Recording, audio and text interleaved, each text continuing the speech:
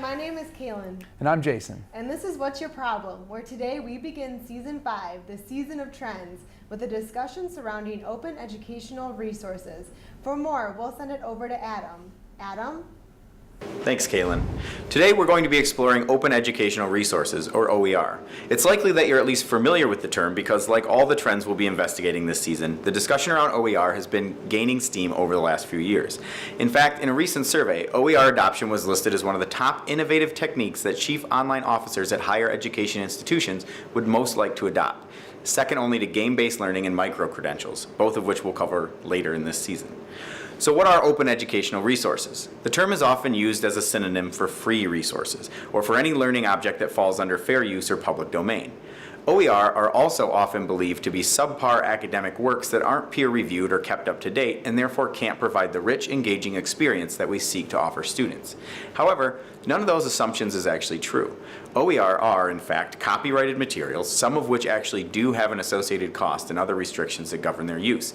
Many of them are peer-reviewed, frequently updated, and customizable, allowing anyone to use OER to create resources that are perfectly geared towards their content, teaching style, and audience. But most importantly, as Jason and Kaylin will further explain in this episode, open educational resources are more than just a way to provide students with a low-cost or no-cost alternative to the traditional textbook. When implemented correctly, OER can help improve students' overall experience and their chances to succeed. Thanks, Adam. OER are advantageous for widening availability of resources.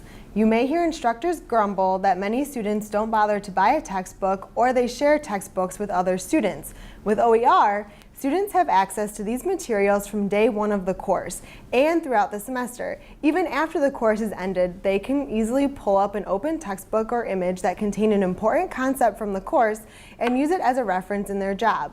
Keep in mind, these resources can range from textbooks and videos to images and learning platforms and anywhere in between. During my research for this segment, I came across a graph from the American Enterprise Institute, which showed the Consumer Price Index, or the average price of college textbooks, rising 181% over 18 years, from 1998 to 2016. And to let you in on a secret, theirs isn't the only chart I found. It's a big deal that is affecting students and their success in higher education. From a survey conducted by the United States Student Public Interest Research Groups, consisting of over 2,000 students across 33 states and 156 campuses, it was found that 48% of students are taking fewer classes or different classes because of high textbook costs. 65% of students decided against buying a textbook because it was too expensive, and 82% of students felt they would do significantly better in a course if the textbook was available freely online and buying a hard copy was optional. And this is where open textbooks and resources come into play. Take a semester here at Schoolcraft, for example. If we were to take a typical student this coming fall semester who takes the average 12 to 14 credit hours in general education, let's say courses in biology, English, math, and psychology, they would be spending an estimated total of somewhere between $600 and $1,200 for traditional textbooks. Replacing just one of these courses with an open textbook could lower the cost by over $100. That's $100 students can put toward tuition, other school supplies, gas to get to campus, or food on the table. That cost could be eliminated altogether if all their courses used open textbooks. At some point, you have to be able to justify why you are not using OER, and it just becomes the default. Thanks, Kaylin. One of the common criticisms surrounding OER is a question on the quality of their information. According to a Babson Survey Research Group's report on faculty members' attitudes and opinions on OER, faculty see open resources as just as good, if not better, than the products produced by traditional publishers. The slow growth of OER adoption appears to be attributed to the fact that few faculty members have actually heard about OER. According to the Babson study, in a point-by-point comparison with traditional content, OER fared better. Open content is easier to use, more likely to be up to date, and, as expected, less expensive. OER even edged out traditional content on which is the most effective, 16.5% versus 15.3% respectively. Most crucially to OER proponents, faculty didn't see a huge quality gap between traditional and open resources. More than half, or 57.2%, said the two types of course content offer the same level of quality, compared to only 26.6% who said OER is inferior. So in essence, the real battle for OER is not about quality, but rather awareness. And this is not unlike the existence of the African nation Wakanda and the incomparable film Black Panther. While on the surface Wakanda may appear to be inferior to the rest of the world, in reality it is one of the world's most technologically advanced nations. However, the only way to prove this is to share its riches. What a great point, Jason. When we learn about OER, most get stuck on the notion that OER revolves around open textbooks.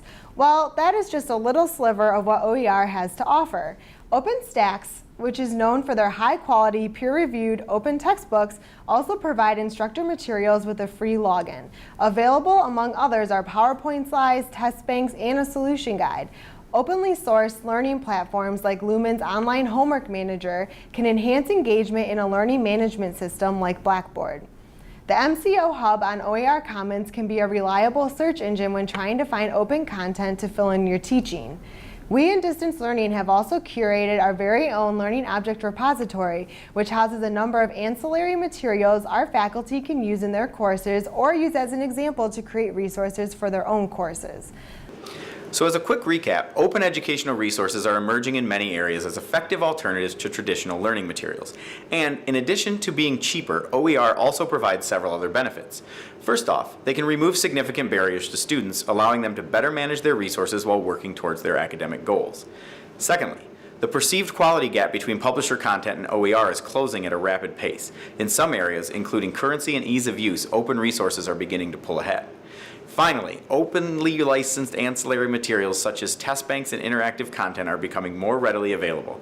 And with a little help from Schoolcraft's Distance Learning Department, you can even use OER to create your own video lectures, simulations, interactive tutorials, and other resources that rival anything your students could buy off the shelf. What's Your Problem wants to hear from you. If you have an idea you'd like us to discuss in a future episode, or if you just want to drop us a line, send us an email or follow us on Twitter. Thanks for watching. See you next time. What's your problem? What's your problem? I don't get what your problem is. Welcome to Schoolcraft. Welcome to college.